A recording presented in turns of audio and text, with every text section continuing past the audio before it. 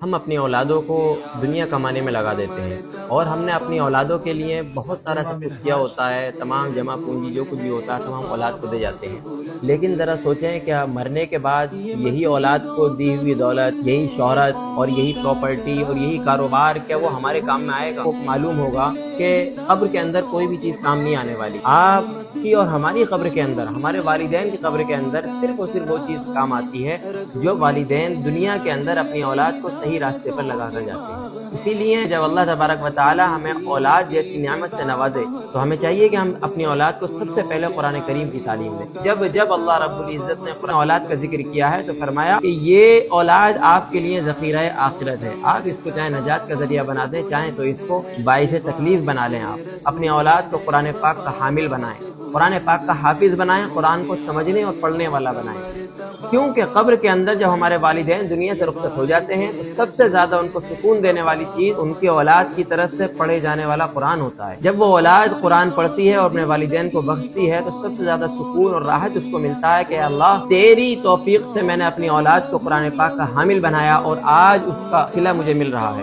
وہی اولاد آپ کے لیے ذریعہ نجات بن سکتی ہے جس کو آپ نے دین سے وابستہ کیا ہوگا۔ اس لیے والدین کی ذمہ داری ہے اپنی اولاد کی صحیح تربیت کی جائے، اپنے اولاد کو صحیح تعلیم دی جائے، اپنی اولاد کو صحیح راہ دکھائی جائے۔ آپ دنیا کی تعلیم اولاد کو دیں لیکن سب سے پہلے اس کو دینی تعلیم سے وابستہ کریں، تبھی آپ بروز قیامت بچ سکیں گے۔